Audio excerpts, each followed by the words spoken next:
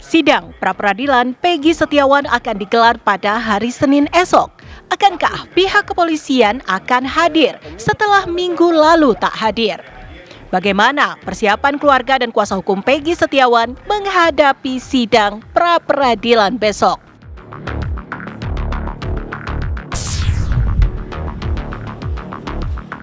Otak pembunuhan karyawan koperasi yang jenazahnya dicor di dalam ruko akhirnya berhasil ditangkap.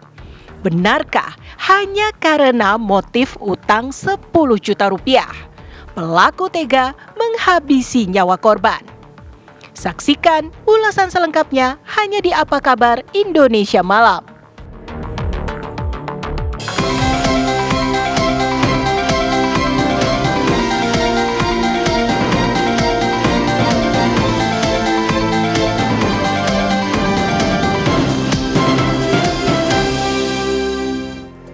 Assalamualaikum warahmatullahi wabarakatuh. Halo, selamat malam pemirsa. Apa kabar Anda hari ini? Seperti biasa, Apa Kabar Indonesia Malam menemani istirahat malam hari Anda. Saya Caca Anissa dan tentu saja dengan rekan saya Ken Ana. Malam hari ini kita akan membahas yang sangat penting akan terjadi besok pemirsa, yang mana sidang pra-peradilan untuk tersangka pembunuhan Vina dan juga Eki, yakni Peggy Setiawan alias Peggy Peron, akan digelar. Setelah sebelumnya sempat mangkir khususnya dari Polda Jawa Barat, kiranya apakah besok sidang akan kembali digelar dan apa kemudian bukti-bukti yang diajukan oleh kuasa hukum Peggy pemirsa. Selain itu informasi penting lainnya pun akan dihadirkan di malam hari ini. Ada apa Ken? Betul, melengkapi apa yang akan diperbincangkan oleh Caca Anissa dan juga sejumlah narasumber yang akan hadir, pemirsa, kami juga akan menghadirkan untuk Anda fakta dan juga informasi yang sudah kami rangkum, tentunya berkaitan dengan kasus kematian Vina dan Eki. Masih juga berkaitan dengan perjalanan bagaimana akhirnya Peggy Setiawan ini ditetapkan sebagai tersangka dalam kasus kematian Vina dan Eki.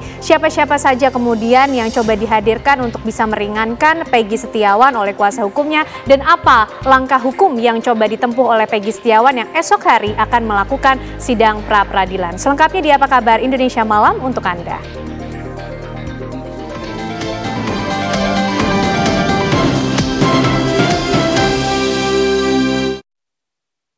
Pemirsa, KPAI menyoroti kasus dugaan kekerasan yang dilakukan 17 oknum anggota kepolisian di Polda Sumatera Barat saat mengamankan belasan anak yang diduga hendak melakukan tawuran. KPAI berharap jika para personel kepolisian yang diduga melakukan kekerasan terbukti bersalah, maka prosesnya tidak hanya sidang etik.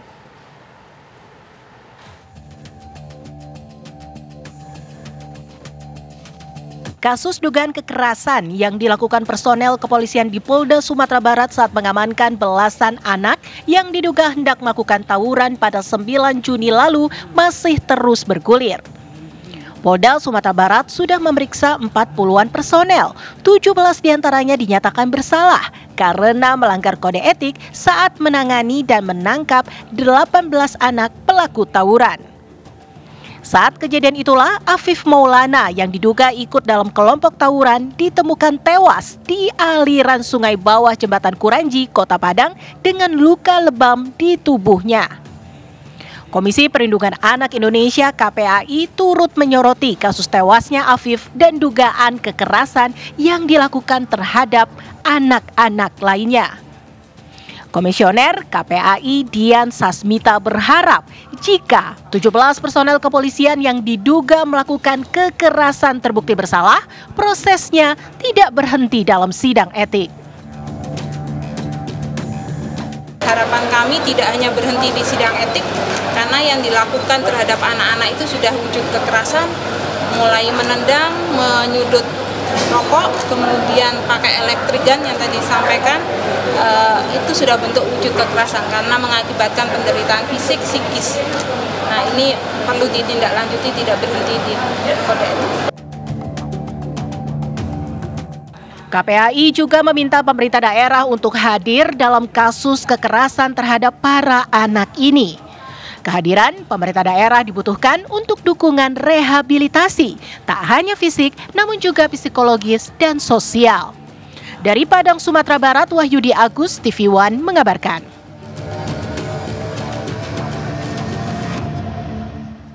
Polisi menyelidiki peristiwa kebakaran yang menewaskan wartawan Tribrata TV, Riko Sempurna Pasaribu beserta 3 anggota keluarganya. Ya, hasil penyelidikan sementara dari keterangan saksi, polisi mengungkap bahwa api berasal dari dalam rumah korban.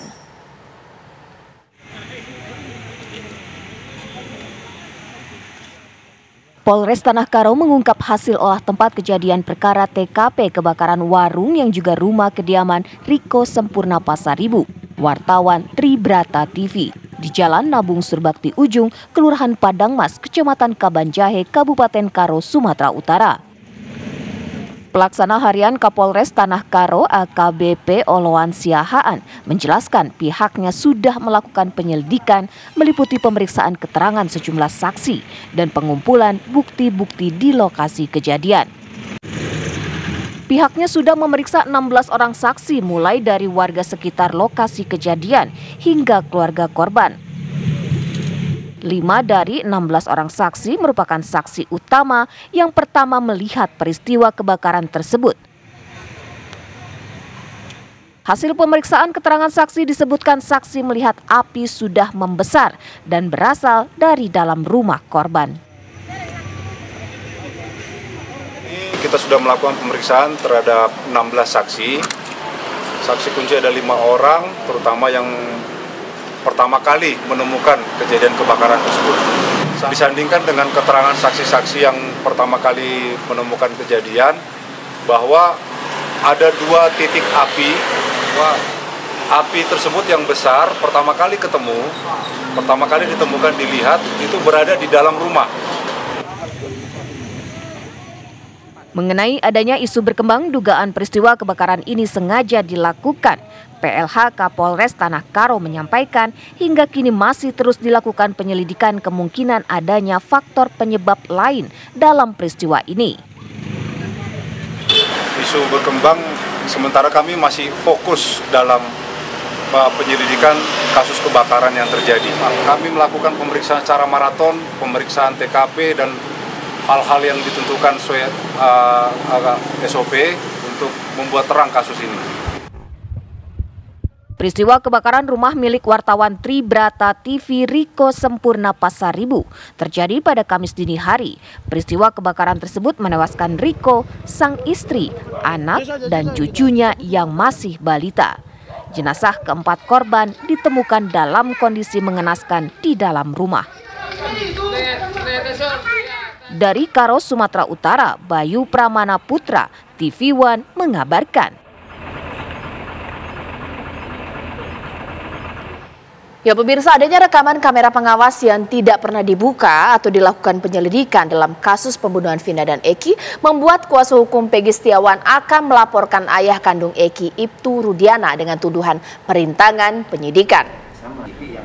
Adanya rekaman kamera pengawas CCTV yang tidak pernah dibuka atau dilakukan penyelidikan diungkap salah satu kuasa hukum Peggy Setiawan, Tony RM.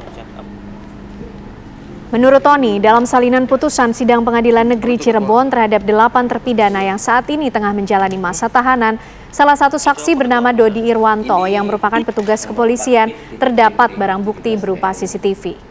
Selain Dodi, saksi dari anggota kepolisian lainnya yang bernama Gugun Gumilar juga telah menemukan CCTV namun belum dibuka atau dilakukan penyelidikan. Rencananya kuasa hukum Peggy Setiawan akan melaporkan ayah kandung Eki, Ibtu Rudiana, dengan tuduhan perintangan penyidikan. Selain melaporkan Rudiana dengan pasal perintangan penyidikan, Tony juga akan melaporkan Rudiana dengan pasal 317 KUHP tentang laporan yang dipalsukan. Hingga meninggal dunia.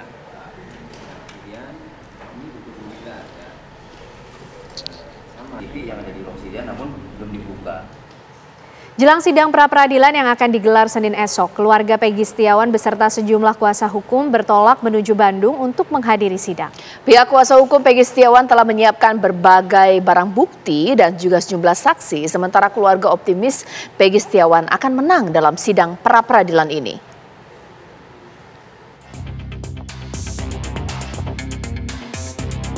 Keluarga Peggy Setiawan bersama tim kuasa hukum bertolak menuju ke Bandung untuk menghadiri sidang pra-peradilan yang akan digelar pada hari Senin esok. Ibu Peggy Setiawan serta kedua adiknya akan ikut hadir dalam persidangan yang akan digelar di Pengadilan Negeri Bandung. Keluarga optimistis Peggy Setiawan akan menang dalam sidang pra-peradilan tersebut. Ya, karena saya ingin mengetahui proses persidangan ini dan saya berharap kakak saya segera bebas karena ini yang saya tunggu-tunggu. Sementara itu, tim kuasa hukum Peggy Setiawan sudah menyiapkan sejumlah berkas dan saksi. Persiapan sih mungkin berkas-berkas sih sama dengan yang kemarin kita siapkan di persidangan awal, tapi karena termohon tidak hadir mungkin kita siapkan kembali. Nanti juga kita akan melakukan rapat bersama tim kuasa hukum Peggy untuk membahas dan mengevaluasi besok ya apa yang akan kita sampaikan di persidangan Prapid yang kedua. Sidang pra-peradilan yang sebelumnya digelar pada tanggal 24 Juni lalu ditunda hingga tanggal 1 Juli esok. Sidang akan beragendakan pembacaan berkas dari pemohon. Dari Cirebon, Jawa Barat, Ervan Septiawan, TV One mengabarkan. Ya pemirsa, kita akan memperbarui informasi mengenai agenda sidang pra-peradilan tentunya yang akan berlangsung esok hari bersama rekan kami Leo Chandra di Bandung, Jawa Barat. Selamat malam Leo, bagaimana persiapan untuk sidang pra-peradilan Peggy Setiawan esok hari di sana? Ya, selamat malam Caca dan juga Kenane serta pemirsa TV One. Esok pagi memang ini benar sekali akan dijadwalkan untuk sidang pra-peradilan di Pengadilan Negeri Bandung, Jawa Barat untuk kasus pembunuhan Vina atas tersangka Peggy Setiawan. Dan saya akan mengajak Caca dan juga pemirsa TV One untuk melihat bagaimana situasi esok yang dimana nantinya direncanakan esok hari ini akan dilakukan sidang pada pukul 9 pagi di ruangan 6 atau di ruangan Mujono seperti itu. Dan yang bisa digambarkan juga oleh kameramen saya, Budiman, di mana nantinya di belakang saya ini akan dipasangkan TV plasma untuk nantinya juga dipasang kursi di mana para pendukung dan juga keluarga ataupun pihak dari kuasa hukum yang nantinya kabarnya juga akan ada sebanyak 22 orang yang akan hadir pada sidang pra-peradilan esok hari pada pukul 9 pagi ini, di mana ini akan juga disiapkan kursi untuk para pendukung dan juga keluarga, kemudian dari kuasa hukum Peggy Setiawan. Dan saya akan mengajak Caca dan juga pemirsa TV One untuk melihat bagaimana situasi di dalam ruangan sidang Mujono Pengadilan Negeri Bandung, Jawa Barat ini. Dan di mana memang sudah terlihat ini merupakan nantinya bangku yang akan disiapkan untuk para pendukung, kemudian keluarga. Dan informasinya juga esok hari dari Peggy Setiawan ini akan hadir juga ada Ibu Kartini selaku ibu kandungnya dari Peggy, kemudian dua adik Peggy yaitu Luciana dan juga Robi ini akan hadir bersama dengan 22 orang jajaran tim kuasa hukum Peggy Setiawan. Nah, terlihat di sebelah layar kaca Anda, di sebelah kanan ininya nantinya akan tempat Polda Jawa Barat atau sebagai tergugat, dan juga akan tim kuasa hukum dari Polda Jawa Barat ini juga akan hadir untuk esok pagi. Dan juga di sebelah kiri ini akan ditempati oleh tim dari kuasa hukum Peggy Setiawan atau sebagai penggugat, di mana juga sidang esok hari ini juga akan dipimpin oleh Hakim tunggal seperti itu, yaitu Eman Sulaiman. Dan ini adalah gambaran untuk ruangan sidang yang akan dilakukan sidang pra-peradilan esok di Pengadilan Negeri Bandung, Jawa Barat.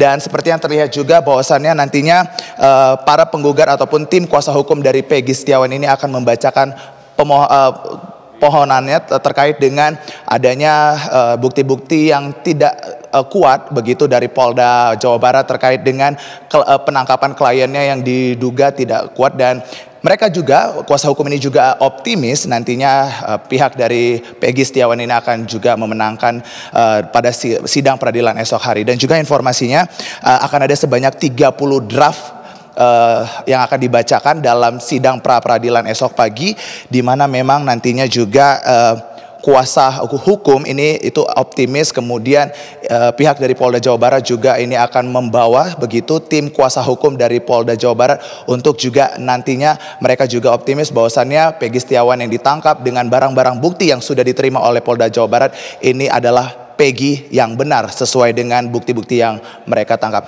Nah, kemudian bagaimana untuk sidang esok hari dan juga apa saja nih yang akan dibacakan oleh kuasa hukum dari Peggy Setiawan dan juga pemohon yaitu Ibu Peggy Setiawan, yaitu Ibu Kartini dan juga adik Peggy Setiawan yang juga turut hadir di dalam ruang sidang 6 ini. Kita akan juga sama-sama menantikan karena esok hari kabarnya juga ini sudah dikonfirmasi juga oleh tim kuasa hukum dari Peggy Setiawan bahwasannya tim kuasa hukum ini sudah berada begitu di Bandung, Jawa Barat untuk nantinya bisa hadir lebih awal dari yang dijadwalkan untuk sidang pra-peradilan besok pagi pada pukul 9 pagi. Bagaimana untuk informasi selanjutnya? Kami akan terus memantau dan juga akan mengabarkan ke pemirsa TV One terkait dengan sidang perdana dari pra-peradilan kasus Vina Cirebon ini dan atas pemohon yaitu tersangka Peggy Setiawan melalui kuasa hukumnya. Kita akan sama-sama menantikan dan begitu laporan yang bisa kami langsung sampaikan dari Pengadilan Negeri Bandung, Jawa Barat. Kembali ke Anda di studio, Caca. Terima kasih Leo Chandra mengabarkan dari Bandung, Jawa Barat. Pemirsa, usai jeda apa kabar Indonesia Malam akan menghadirkan sebuah kisah menyentuh hati yang terjadi di Kabupaten Bandung, Jawa Barat, di mana seorang siswa SD menulis surat kepada polisi lalu lintas untuk mengambilkan buku raport di sekolahnya. Sesaat lagi. Ya pemirsa, kita kembali lagi di Apa Kabar Indonesia Malam, di mana sebuah kisah menyentuh hati terjadi di Kabupaten Bandung, Jawa Barat, di mana seorang siswa SD menulis surat kepada polisi lalu lintas untuk mengambil buku raport di sekolahnya. Ya, hal tersebut dilakukan karena sang ayah telah pergi meninggalkannya saat Ilham berumur 4 bulan.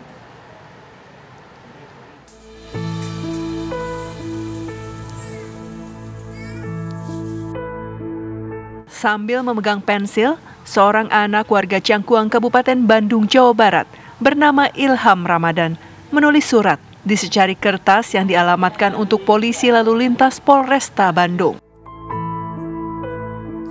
Bukan tanpa sebab, Ilham menulis surat tersebut. Bocah berusia 8 tahun ini ingin pengambilan buku rapor sekolah dasarnya dilakukan oleh petugas kepolisian. Ilham ingin ditemani mengambil raport karena sang ayah pergi entah kemana, meninggalkannya sejak Ilham berumur 4 bulan.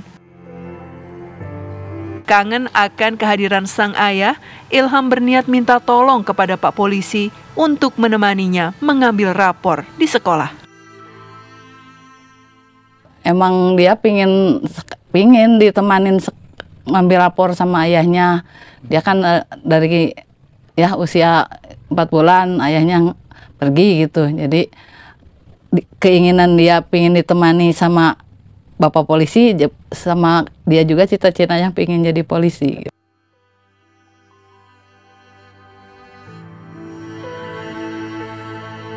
Petugas polisi Satuan Lalu Lintas Polresta Bandung mau menemani dan mengambilkan raport Ilham.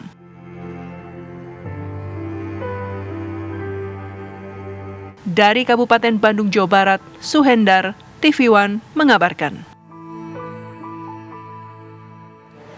Kasus penculikan balita laki-laki berusia 4 tahun di Johar Baru, Jakarta Pusat yang diketahui dilakukan ibu kandungnya sendiri berakhir damai. Di mana polisi akan menghentikan kasus tersebut setelah pelapor mencabut laporannya.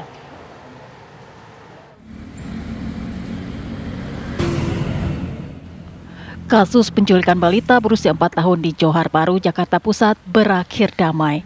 Pelaku yang tak lain ibu kandung korban mengaku sengaja membawa kabur buah hatinya karena tidak pernah diizinkan bertemu serta adanya dugaan jika korban diterlantarkan sang ayah. Orang tua dari balita laki-laki tersebut hadir di hadapan petugas Polres Metro Jakarta Pusat Minggu dini hari tadi. Saat dimediasi, kedua belah pihak yang bersengketa atas nama anaknya pun bersepakat untuk damai. Menurut pengakuan pelaku, Tia Novita yang tak lain ibu kandung korban nekat membawa kabur anaknya karena merasa rindu dengan buah hatinya setelah berpisah selama 3 tahun pasca perceraian dengan suaminya. Kenapa diambil pada saat itu? Karena mau ketemu tuh susah. Alhamdulillahnya orang pada baik gitu, pada ngasih info lah, pada ngasih infonya tuh kayak kasihan Pi, anak lo nggak kurus gini kata gitu. Ya aku melang jadinya, ya Allah anak gue gitu kan. Sebelumnya pelapor atau ayah korban tidak mengetahui bahwa pelaku merupakan mantan istri atau ibu kandung korban. Namun setelah ditemukan, keduanya ini membuat kesepakatan untuk berdamai. Pihak kepolisian baru akan menghentikan kasus tersebut setelah melakukan gelar perkara. Sebelumnya, pihak kepolisian menerapkan pasal 330 KUHP tentang pengambilan paksa anak. Kami sedang melengkapi pemeriksaan semuanya, dan nanti setelah kami lengkap pemeriksaan, kami akan melakukan gelar perkara, dan kalau memang nanti hasil gelar perkara itu bukan merupakan tindak pidana, maka akan kami hentikan. Pelapor sekaligus ayah korban akan mencabut laporan penculikan tersebut sehingga kasus ini tidak dilanjutkan ke ranah hukum. Sementara korban akan diasuh oleh orang tua kandung secara bergantian. Jadi abang sendiri ada rencana cabut laporan atau menerima? Untuk saat ini saya anggap semua selesai secara kekeluargaan. Dan abang harap nggak terus ke ranah hukum gini, bang? Iya. Nggak pernah. Dari Jakarta, Haikal Vandea, Yoga Kuspratomo, TV One mengabarkan. Ya, usai jeda pemirsa, apa kabar Indonesia Malam tentu masih akan menemani Anda dengan dialog bersama dengan Caca Anissa. Benar sekali Ken dan juga pemirsa, sesaat lagi mari kita bahas mengenai sidang pra-peradilan Peggy Setiawan besok. Sekiranya Polda Jawa Barat akan hadir pemirsa, dan apa bukti-bukti yang diajukan oleh kuasa hukum dari Peggy Setiawan sesaat lagi di Apa Kabar Indonesia Malam. Tidak pernah ke pulau Filipina.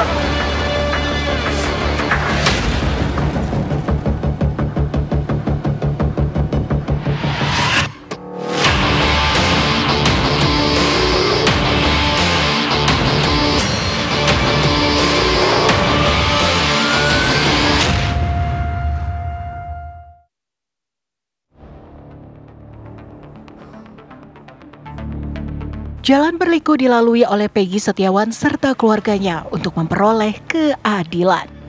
Peggy Setiawan yang kerap membantah sebagai pelaku pembunuhan Vina dan Eki yang terjadi pada Agustus 2016 silam, kemudian mengajukan gugatan pra-peradilan atas status tersangka yang disematkan kepadanya. Sedianya, sidang pra-peradilan ini digelar pada Senin 24 Juni silam. Namun, pihak kepolisian selaku tergugat tak hadir dalam sidang tersebut, sehingga sidang pun ditunda pada Senin 1 Juli besok. Sedianya sidang gugatan pra-peradilan ini tetap bisa berjalan meski pihak tergugat tak hadir. Namun, tetap menimbulkan konsekuensi bagi penggugat dan tergugat. Di sisi lain, Kejaksaan Tinggi Kejati Jawa Barat mengembalikan berkas perkara Peggy Setiawan tersangka kasus pembunuhan Vina dan Eki kepada penyidik Polda Jawa Barat. Hasil dari penelitian tim jaksa pada 24 Juni 2024, tim jaksa peneliti menyampaikan berkas perkara Peggy Setiawan belum lengkap. Tim jaksa peneliti sudah mengirimkan pemberitahuan bahwa hasil penyidikan belum lengkap kepada rekan-rekan penyidik Polda Jabar. Terkait berkas tersebut belum dikembalikan, di dalam 7 hari ke depan, mulai hari ini akan dikirimkan kepada teman-teman penyidik Polda Jabar. Sejauh ini berkas perkara tersebut belum dikembalikan. Tim jaksa masih membuat petunjuk hal-hal yang harus dilengkapi terkait dengan penyidikan kasus pembunuhan Vina, baik secara material maupun formal. Kejaksaan Tinggi Jawa Barat sudah menyampaikan pemberitahuan terkait berkas perkara yang belum lengkap tersebut melalui surat P19 yang telah dikirimkan ke Polda Jawa Barat. Sementara itu, kuasa hukum Peggy Setiawan, Tony RM, meyakini jika penyidik tidak akan bisa melengkapi alat bukti karena memang tidak ada alat bukti yang dapat menjadikan Peggy Setiawan sebagai tersangka dalam kasus pembunuhan Vina Eki pada 2016 silam. Kami yakin ya, penyidik Polda Jawa Barat tidak akan bisa melengkapi alat bukti karena memang alat buktinya itu memang tidak ada. Sementara alat bukti yang bisa menunjukkan Peggy Setiawan sebagai pelaku, sebagai pelaku yang melakukan tindak pidana pembunuhan itu tidak ada. Lantas, Akankah pihak kepolisian akan hadir pada sidang pra-peradilan besok? Apa konsekuensi jika pihak tergugat tidak hadir? Dan bagaimana kuasa hukum Peggy Setiawan menanggapi berkas perkara yang belum juga dilengkapi pihak kepolisian? Tim TV One mengabarkan. Setelah sebelumnya sempat ditunda, akhirnya sidang pra-peradilan akan digelar esok pemirsa. TV One pasti akan menghadirkan breaking news pemirsa untuk sidang pra-peradilan untuk tersangka kasus pembunuhan Vina dan juga Eki, yakni Peggy Setiawan. Pertanyaannya, apakah Polda Jabar hadir besok pemirsa? Apa yang akan terjadi besok pemirsa? Apa bukti-bukti yang diajukan oleh kuasa hukum? Itu yang akan saya bahas di Apa Kabar Indonesia Malam. Mewakili kuasa hukum dari Peggy Setiawan, di sini sudah hadir Bang Marwan Iswandi. Selamat malam, assalamualaikum Bang. Waalaikumsalam Mbak Dan Caca. juga ada Bang Aristo di sini, Pangaribuan, yang merupakan pakar hukum pidana kita. Bang Aristo, selamat malam. Selamat malam Mbak Caca. Saya juga akan menyapa di sini Pak Beni Mamoto yang merupakan Ketua Harian Kompolnas yang sekarang saya masih menunggu. Mungkin sekarang saya tanya dulu ke Bang Marwan. Kasak kusuknya ini Bang Marwan, besok Polda Jabar hadir tidak? Besok? Seharusnya hadir Mbak. Seharusnya hadir. Sebab saya udah beberapa kali melihat Kabid Humasnya Polda Jawa Barat itu dengan gagah perkasanya dia menyampaikan akan datang. Seperti yang minggu kemarin. Minggu kemarin dia mengatakan, hari Minggunya mengatakan dia hadir. Pas hari Senin atau Selasa dia mengatakan sudah terjadwal. Jadi antara pembicaraan hari Minggu sama Senin itu bertentangan. Itu kan berbohongnya, itu kan termasuk bohong loh. Perlu kita tes, justru di sini menurut saya yang perlu dites oleh detektor itu adalah dari pihak Polda Jawa Barat. Ya. Ya ini, kebohongan dan psikologinya kita lihat. Psikologi ya, dan termasuk psikologinya ke Kabid Humas ini perlu dilihat ke ini psikologinya. Bang Marwan, karena sudah sempat disinggung-singgung Polda Jabar, Polda Jabar, Polda Jabar, Humas Polda Jabar beberapa waktu lalu memberikan keterangan. Ini saya akan ulang kembali untuk Anda. Ya. Terkait dengan pra-peradilan ya. Jadi Polda Jawa Barat telah menerima jadwal sidang pra-peradilan perdana atau pertama, yaitu pada tanggal 24 Juni 2024. Namun dikarenakan ya bahwa Polda Jabar telah teragendakan kegiatan yang sudah ada sebelumnya, sehingga pada sidang pra-peradilan perdana Polda Jabar tidak menghadiri kegiatan tersebut. Namun perlu saya jelaskan bahwa nanti pada saat jadwal persidangan pra-peradilan berikutnya Polda Jawa Barat akan menghadiri, dan kami meyakini tim kuasa hukum dari Polda Jawa Barat akan menghadiri kegiatan sidang pra-peradilan pada jadwal persidangan yang berikutnya dan akan menyiapkan materi gugatan persidangan yang telah dipersiapkan dari tim kuasa hukum Polda Jawa Barat. Karena Bang Aristo punya pengalaman untuk sidang pra-peradilan, pihak tergugat berarti ya, wajib tidak sih untuk hadir dalam sidang pra-peradilan? Kalau tidak hadir, apakah sidang ditunda atau sidang jalan terus? Gini, kalau wajib atau tidaknya tuh KUHAP silent sebenarnya untuk itu ya. Tetapi kalau tidak hadir, maka kemungkinan besar ya yang terjadi ya kebiasaan akan dilanjutkan. Ya artinya pihak dalam hal ini Polda Jawa Barat itu dia waiving atau dia melepaskan haknya untuk mempertahankan hasil investigasinya yang akan dibawa ke persidangan. Itu yang pertama ya. Tapi yang kedua memang begini, pra-peradilan kita ini memang setengah-setengah. Kenapa saya bilang setengah-setengah? Karena kalau misalnya berkas perkaranya itu sudah masuk ke pengadilan, ya ini menurut Mahkamah Agung mengatakan begitu, KUHAP juga mengatakan begitu. Jadi pra-peradilannya itu gugur, selesai pra-peradilannya. Jadi seakan-akan nih pra-peradilan ini hanya instrumen basa-basi sebenarnya. Kalau melihat desain hukum kita. Nah, kembali ke pertanyaan Mbak Caca, hadir apa tidak ya?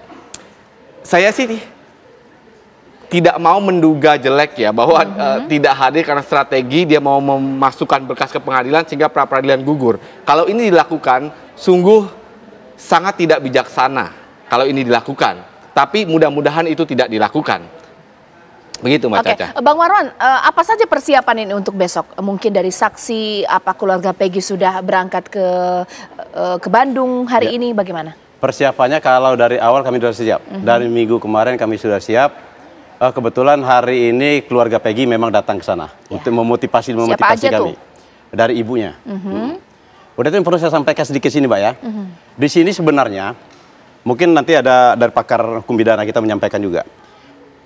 Peggy alias Peron, bukan Peggy Setiawan ya, itu menjadi DPO, 3 orang. Dani, Andi, sama Peggy Peron. Tetapi kalau klien kami dijadikan yang dikatakan masuk daftar DPO, kenapa klien kami dijadikan tersangka pada tanggal 21 Juni? Nah, 21 Juni itu dijadikan tersangka. Yang 21 Mei, yang lebih lucu lagi di dalam ini, mereka yang mentersangkakan klien kami itu tidak sesuai dengan Perkap Kapolri. Perkap Kapolri, dia seharusnya Perkap Kapolri itu mengatakan loh, termasuk peraturan Kabareskrim mengatakan ada proses untuk mentersangkakan orang. Dipanggil dulu sebagai saksi. Dipanggil dulu. Ada aturannya ada. Kalau saya jelaskan sini nggak selesai malam ini. Nah, di sini saya bilang mereka penyidik ini tidak sesuai dengan prosedur dengan Perkap. Berarti mereka melawan perintah Kapolri. Mereka ini menurut saya pantas untuk dijatuhkan kode etik. Nah, untuk sementara ini saran saya kepada Kapolri, penyidik yang ada di Jawa Barat ini dicopot semuanya. Sementara klien kami dibebaskan dulu. Oke, Bang Aristo, kalau dari apa poin dari keberatan atau dugaan ketidakcermatan dari penyidik dari Bang Marwan di sini, sekiranya pihak penyidik atau tergugat ini harus mempersiapkan apa sih membantah dari penggugat? Jadi yang pasti kan pra-peradilan itu kan dia menguji ya sebenarnya secara formal ya. Punya nggak sih bukti untuk menangkap orang, mentersangkakan orang, itu sederhananya. Jadi kan pihak dari Peggy dari Pak Peggy, Pak Marwan ini kan mau mengatakan ini nggak ada, legitimasinya nggak ada ya, legalitasnya nggak ada. Betul. Kenapa? Karena tadi sudah proses tersangkanya itu ada yang dilengkapi, ya kemudian belum tentu saya dengar orangnya itu betul ya, yang namanya Peggy alias Peron itu betul ya. Mau ditanyakan sebenarnya, kan pra-peradilan ini instrumen untuk supaya polisi jangan sewenang-wenang dong. Jadi bertanya. Nah, pertanyaannya basisnya tadi itu ya, alat buktinya punya apa enggak? Nah, kemudian polisi ini menjawab itu tadi. Saya punya loh alat buktinya, ditunjukkan, saya punya. Jadi minimal untuk mentersangkakan orang itu, di Indonesia sederhana mentersangkakan orang, hanya kuantitas 2, tidak melihat kualitasnya. Itu yang saya bilang tadi, desain pra-peradilan basa-basi. Jadi polisi akan mengatakan, oh saya punya nih 2 alat bukti mentersangkakan. Sudah ada surat penetapan tersangkanya misalnya, surat penahanannya ditandatangani, jadi formalitas. Nah, ini yang akan diadu. Nah, harapan saya sebenarnya nanti hakim pra-peradilan, karena persoalan ini itu sudah demikian menjadi public interest. Jadi jangan lihat kuantitasnya saja, 1-2 alat bukti, tapi lihat kualitas alat buktinya. Betul tidak orang ini yang melakukan kejahatan? Betul tidak ada bukti permulaan yang cukup? Jadi kualitasnya, jadi jangan cuma kuantitas, oh ya ada saksi, ada kemudian surat ijazah atau KTP gitu ya. Itu kan dangkal. Jadi saya mau ya, saya berharap ya pra-peradilan ini melihat dari kualitas alat buktinya. Oke, saya jadi penasaran, lembar bukti atau berkas-berkas bukti pendukung untuk memperkuat gugatan Peggy Setiawan ini dari kuasa hukum setebal apa sih Bang Marwan? Kami kalau begitu tebal nggak? Yang penting kualitas. Apa disampaikan oleh Bang Aris tadi, kami kualitas kan Pak, bukan masalah tebal. Percuma tebal begini, kalau tidak ada kualitasnya. Kami sedikit 35 halaman. 35 halaman ya? Bisa mematahkan yang tebalnya katakan begini. Tidak ada masalah. Yang ini Pak, saya sampaikan juga Mbak ya. Bisa di-spill nggak apa aja? Apa aja sih isi 35 halaman? Bolehlah di-spill sedikit. Kalau mungkin lembar pertama lah, ini kan rahasia. Kita lihat pertempuran besok lah. Kami anggap besok pertempuran medan pertempuran. Semoga lawan medan pertempuran ini datang. Tidak hanya katanya. Nah, ini harapan saya. Kalau gugatan 35 halaman, kalau saksi berapa? Saksi kami ada sekitar 10. 10 ada. Siapa aja itu? Ada, keluarga? Itu rahasia. Teman? Ada rahasia. Saya sampaikan sedikit Mbak ya. Boleh saya sampaikan sedikit ya. Di dalam perkara ini Mbak ya. Makanya besok waktu di pra-peradilan kami mau menyampaikan. Bisa nggak penyidik dalam hal ini Polda Jawa Barat menunjukkan kepada kami kalau Peggy lah pelaku utama, Peggy Setiawan, pelaku. Apakah ada sidik jari kah? Atau kalau hanya ijazah, ya semua orang bisa ada ijazah, KTP, itu nggak bisa. Inilah akan kami patahkan. Salah satunya, ini kan Mbak minta bocoran tadi. Itu salah satu yang akan kami hantam besok.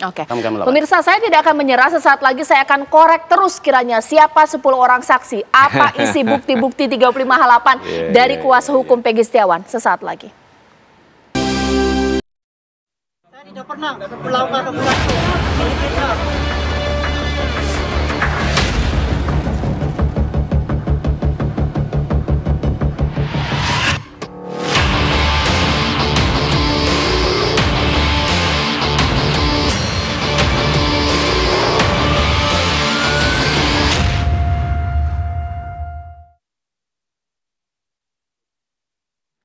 Ya pemirsa, sebelum saya ke Bang Aristo bahkan juga Bang Marwan, kita akan lihat terlebih dahulu pemirsa ini pra-peradilan dari Peggy Setiawan ini seperti apa. Ini supaya kita merefresh lagi ingatan kita bahwa betul besok merupakan sidang perdana pra-peradilan pemirsa. Setelah sebelumnya memang sempat tidak terjadi dikarenakan pihak dari Polda Jawa Barat tidak hadir pemirsa dalam sidang tersebut. Ini dia.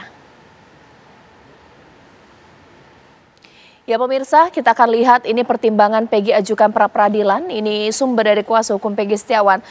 Dugaan ada terdapat kejanggalan dalam penangkapan atau istilahnya adalah salah tangkap pemirsa. Kita lihat lagi. Ya pemirsa, di mana penangguhan penahanan ini Peggy kemudian sempat ditolak oleh pihak dari kepolisian. Ya. Dan kemudian Peggy dinilai tidak terlibat dalam kekerasan pembunuhan Vina dan Eki ini. Menurut kuasa hukum, Peggy tidak terlibat. Bahkan alih-alih Peggy Setiawan, Peggy Perong dikatakan pihak kuasa hukum bukan merupakan Peggy Setiawan. Ya 2016 polisi memang hanya menyita motor Peggy tanpa melakukan pemeriksaan. Ini yang dikatakan oleh kuasa hukum dari Peggy Setiawan. Ya, Peggy baru ditangkap polisi setelah kasus Vina ini ramai kembali, pun ini menjadi poin keberatan dari kuasa hukum.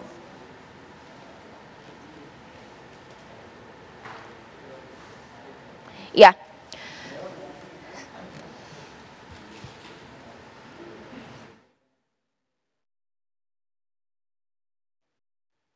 Baik, sebelum saya ke Bang Aristo dan juga Bang Marwan, sekarang saya tersambung dengan narasumber saya selanjutnya yakni Irjen Pol Purnawirawan Arianto Stadi. Ini merupakan penasihat ahli Kapolri. Selamat malam Pak Arianto Stadi, Pak. Selamat malam Mbak Caca. Ya. Nah, selamat Pak, malam Bapak sekalian.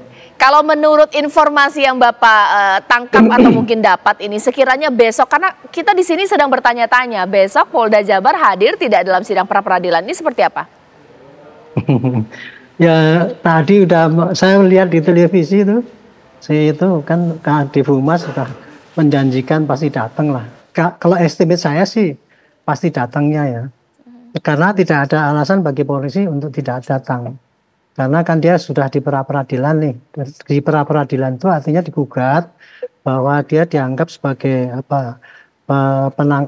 penangkapan ataupun penetapan sebagai TSK atas nama Peggy itu diprotes, salah tangkap dan sebagainya. Nah ini kesempatannya untuk menjawab ya di sidang pra-peradilan itu.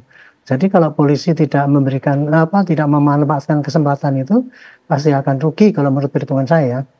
Gitu. Dan pasti nanti hakim akan memutus bahwa ini ada gugatan dan kemudian tidak ada jawaban, ya langsung kontan nanti mungkin diputus ya pasti gugatannya diterima, kira-kira begitu. Tapi kalau dia datang kan Pak Hakim akan melihat kira-kira apa sanggahan ataupun keterangan daripada polisi.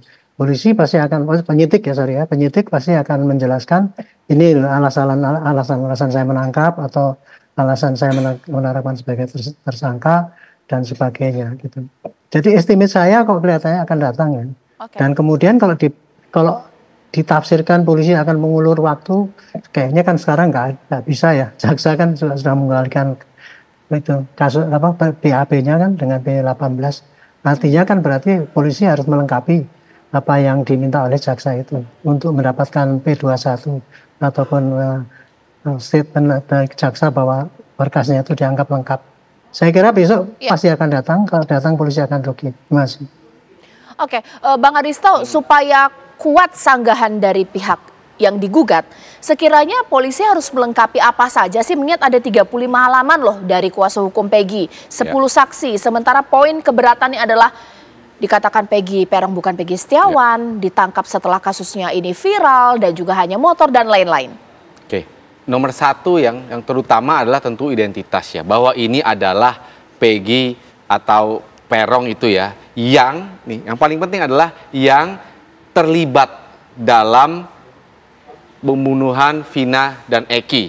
Apakah saya tidak tahu nanti sangkaan lainnya apakah ada pemerkosaan juga ya, saya belum tahu. Tapi itu utamanya. Jadi bukan hanya ini adalah orang yang namanya Peggy atau Perong atau Peggy Setiawan, tetapi orang ini apakah terlibat atau tidak, apakah memiliki alat bukti permulaan yang cukup. Alat bukti permulaan yang cukup seperti yang saya katakan tadi, minimal 2 alat bukti.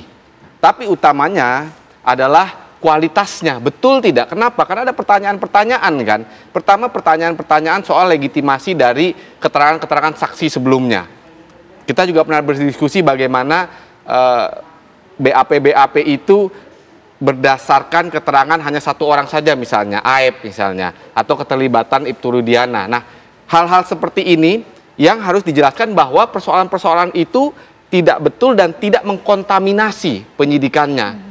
Memang tantangan berat ya. Kenapa tantangan berat? Pertama, bahwa ini sudah terjadi 2016 dan sudah ada putusannya. Jadi sudah ada cerita yang terestablis sebelumnya, seperti saya bilang, yang sudah ada di putusan-putusan sebelumnya, itu kan dianggap sebenarnya fakta. Benar atau tidaknya itu dianggap fakta, karena sudah menjadi putusan yang berkekuatan hukum tetap. Nah, inilah yang kemudian harus kita lihat apakah bisa dipertahankan atau tidak.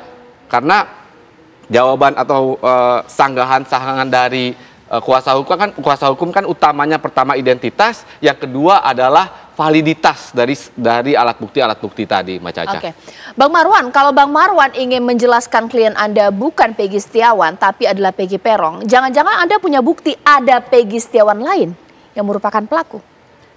Saya tak ini Mbak, kita fokus ke Peggy Setiawan aja. Ya. Saya tidak akan menggambang ke Peggy lain. Ya. Tadi apa disampaikan oleh ahli hukum pidana, sangat setuju sekali saya.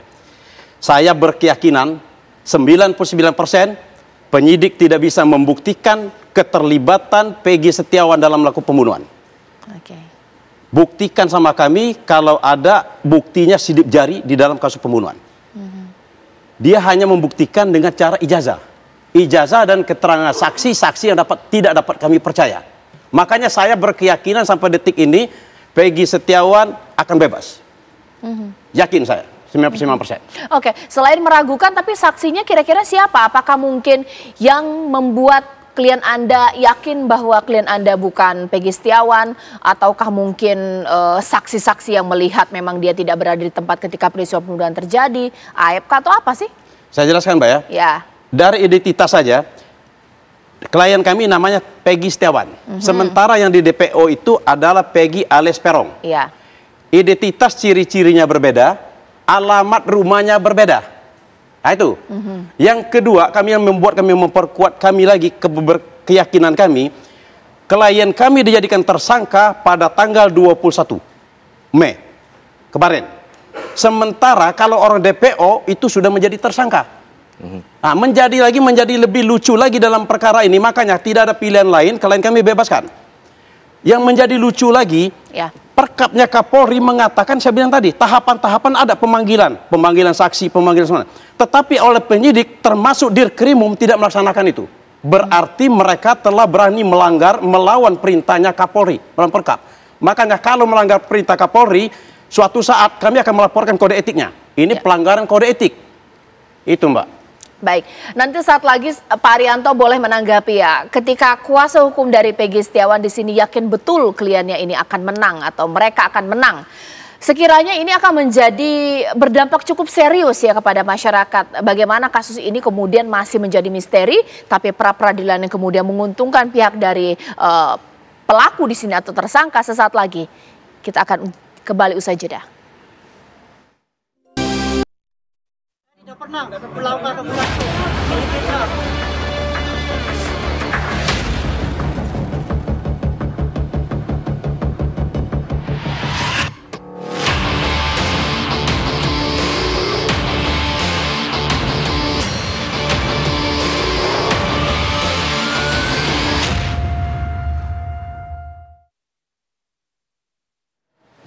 Memang kita tidak tahu apa yang terjadi esok pemirsa dan akhir sidang dari pra-peradilan ini. Apakah nanti apa yang menjadi gugatan dari seluruh keberatan dari Peggy Setiawan ini diterima atau ditolak oleh hakim.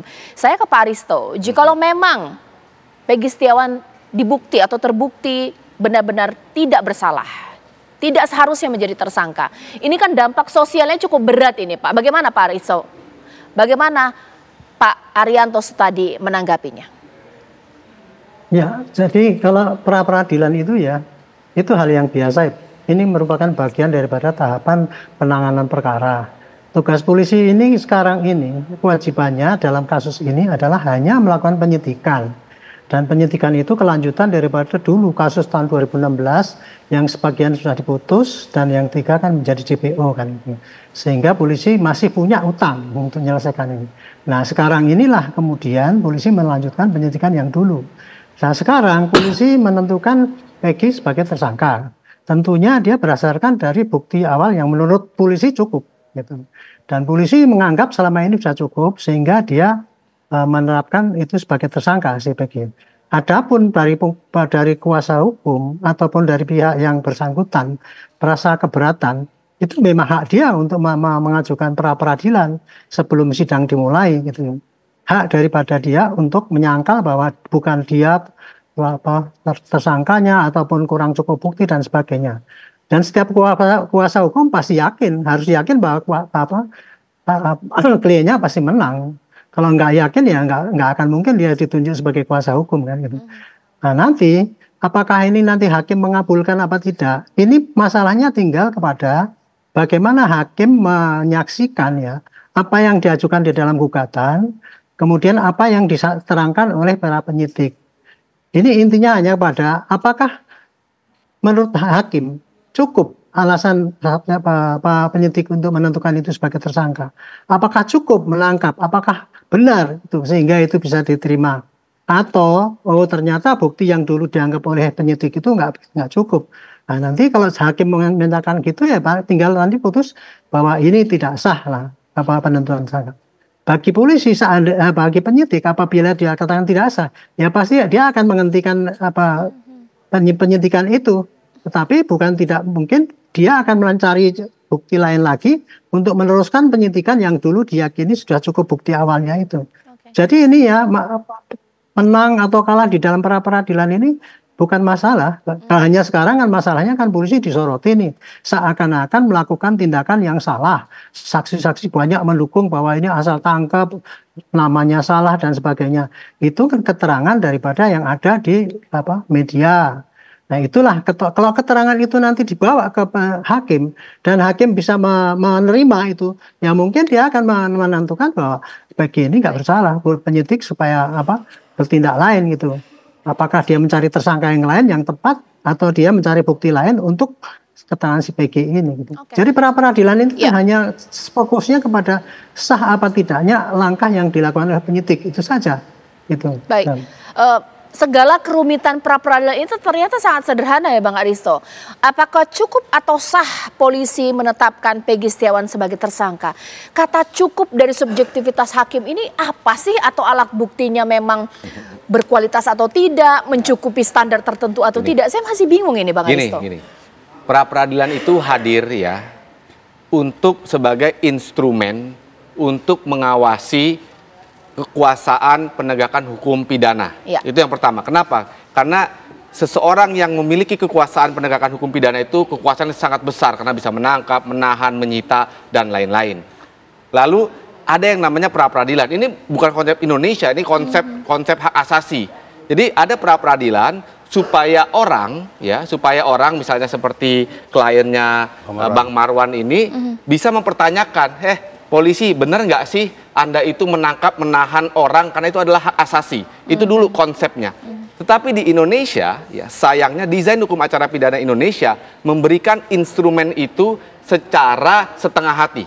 Secara setengah hati dari di KUHP, betul ada putusan Mahkamah Konstitusi agak lega, tapi kemudian ada lagi surat edaran Mahkamah Agung. Ya, intinya adalah ini masih setengah hati. Kenapa setengah hati? Tadi pertanyaan Mbak Caca adalah apa yang dilihat cukup atau tidak. Pertama, pra peradilan ini hanya melihat, ini by law ya, hanya melihat formalitas aja. Ada tidak dua alat bukti? Oh ada, tapi tidak dicek sebenarnya. Jarang dicek apakah alat bukti itu memiliki kualitas, ya, memiliki kualitas untuk menangkap orang atau menahan orang. Jadi hanya seperti kalkulator aja. Oh ada satu, ada dua. Oh surat penangkapannya ditandatangani oleh bosnya penyidik, penahanan ditandatangani oleh bosnya penyidik. Ini realita. Ini realita, karena yang Mbak Caca bisa lihat, yang menang di pra peradilan Indonesia ya, kebanyakan adalah orang-orang yang powerful. Itu yang harus digarisbawahi. Artinya mungkin saja faktor hukumnya tidak terlalu bermain di situ.